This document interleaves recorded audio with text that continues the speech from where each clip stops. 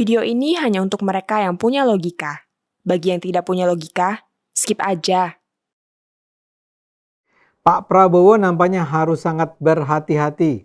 Dua hasil survei dari dua lembaga penelitian paling terkemuka di Indonesia, SMRC dan Indikator, menunjukkan dukungan masyarakat terhadap Presiden Prabowo sudah sangat merosot tajam, drop terkapar.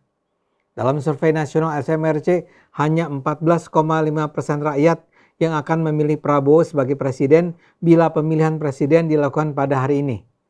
Padahal pada survei bulan Februari-Maret lalu terdapat 33,3% rakyat yang menyatakan akan memilih Prabowo sebagai presiden.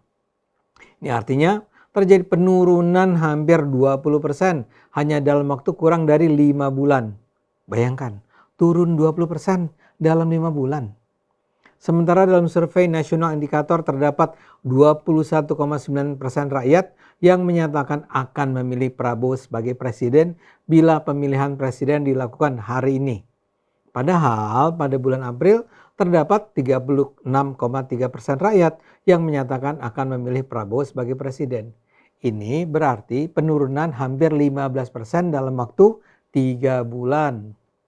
Dua lembaga penelitian terkemuka menghasilkan dua temuan survei yang kurang lebih sama. Ini memang tidak berarti masyarakat minta presiden dimakzulkan ya, sama sekali tidak. Tapi ini berarti kepercayaan masyarakat terhadap presiden sudah sangat berkurang. SMRC dan Indikator mengeluarkan siaran pers di 2 hari hampir bersamaan, 28 dan 29 Juli. Indikator merilis hasil survei yang melibatkan 4.250 sampel di seluruh Indonesia. Sementara SMRC melibatkan 749 responden. Penarikan sampelnya sama-sama random sampling. Dan seperti tadi saya katakan, hasil survei sama-sama menunjukkan temuan yang memprihatinkan tentang Pak Prabowo. Ini jadi penting, mengingat kita semua sudah dengar bahwa Pak Prabowo kan sangat mungkin akan mencalonkan diri kembali untuk Pilpres 2029. Semula rencana ini dilontarkan dengan penuh optimisme. Sekarang ceritanya jadi lain.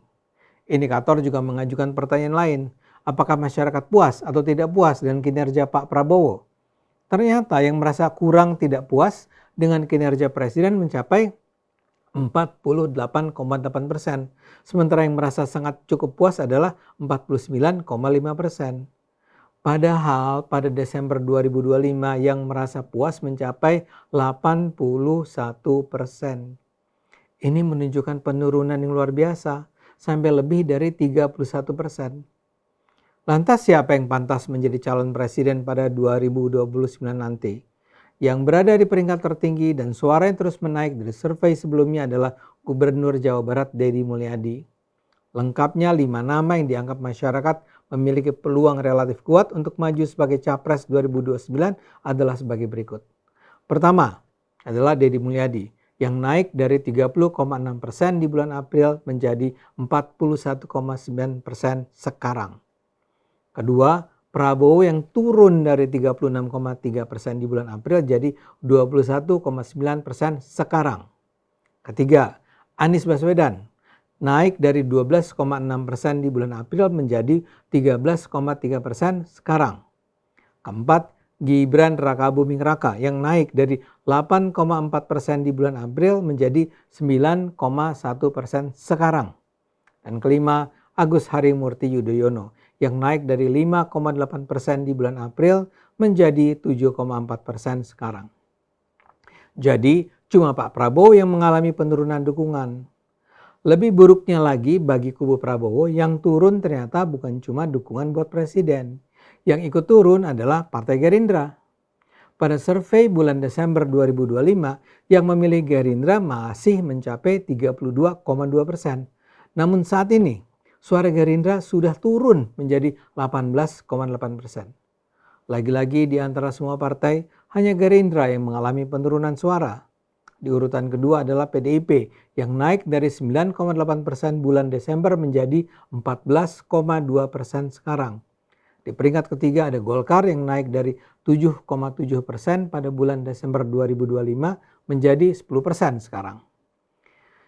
Pak Prabowo harus serius mempelajari kasus ini. Saya sendiri adalah seorang pendukung Prabowo sejak Pilpres 2024. Saya masih berharap Pak Prabowo maju lagi pada Pilpres 2029 dan semula masih yakin akan memilih dia kalau dia maju kembali. Tapi kini, saya termasuk orang yang mulai meluntur kepercayaannya terhadap Pak Prabowo. Saya percaya Pak Prabowo adalah orang yang baik, jujur, pintar, dan layak memimpin Indonesia. Tapi dalam beberapa bulan terakhir ini, Presiden seperti terus melakukan blunder demi blunder yang membuat kepercayaan masyarakat merosot. Bayangkan, di bulan Desember tahun lalu ada 81% rakyat yang menyatakan puas dengan kinerja Presiden. Tapi sekarang yang puas sudah mencapai hanya di bawah 50%. Ini kemerosotan luar biasa. Saya mendengar kabar bahwa ternyata Presiden Prabowo sebenarnya tidak pernah tahu bahwa angka kepercayaan terhadap dirinya sudah merosot begitu tajam. Bayangkan, dia tidak tahu. Itu artinya dia tidak memperoleh informasi yang lengkap dari orang-orang di sekelilingnya. Saya sangat khawatir bahwa di sekelilingnya ada orang-orang yang disebut asal Bapak senang. Saya khawatir bahwa di sekelilingnya ada orang-orang yang dengan sengaja menseleksi informasi yang bisa diterima Pak Prabowo sehingga yang dia terima hanyalah kabar-kabar yang menyenangkan saja. Ini buat saya adalah kecerobohan atau bahkan kebodohan yang luar biasa dari orang-orang kepercayaannya.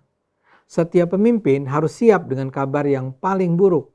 Seorang pemimpin yang dinina-bobokkan dengan cerita-cerita indah membahana akan jadi pemimpin yang dengan mudah salah melangkah.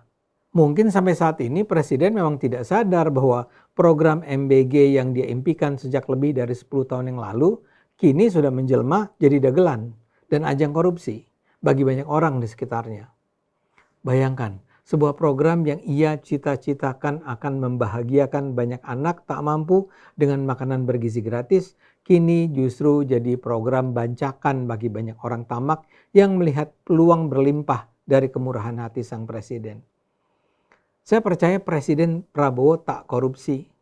Masalahnya di luar dia, ada begitu banyak pemburu harta yang memperdaya negara. Pertanyaannya, tahukah Pak Prabowo bahwa itu terjadi? Kini kita layak bertanya, apakah Pak Prabowo tahu bahwa 2 survei nasional dari 2 lembaga riset terkemuka sudah menunjukkan bahwa kepercayaan masyarakat terhadap Presiden sudah merosot tajam? Kalau sudah tahu, saya berharap Pak Presiden tidak akan meresponsnya dengan umpatan seperti antek asing. Saya berharap Presiden mau mendengarkan alarm peringatan ini. Saya berharap Presiden Prabowo bersedia dengan segera mengkonsolidasikan timnya untuk merespons informasi ini. Dan bahkan saya juga berharap mereka yang berada di lingkaran terdekat Presiden bersedia bicara jujur dengannya. Cukup bicara jujur. Tidak perlu dengan argumen-argumen canggih. Cukup sampai menyampaikan apa yang sebenarnya terjadi di luar sana. Baru kemudian bersama-sama membicarakan apa yang sebaiknya dilakukan. Masa kepresidenan Prabowo belum lagi berusia 2 tahun. Masih ada waktu cukup untuk melakukan introspeksi, meninjau ulang, koreksi, dan kalau perlu secara komprehensif, merancang kembali program-program untuk kepentingan rakyat luas. Ayo gunakan akal sehat, karena hanya dengan akal sehat Indonesia akan selamat.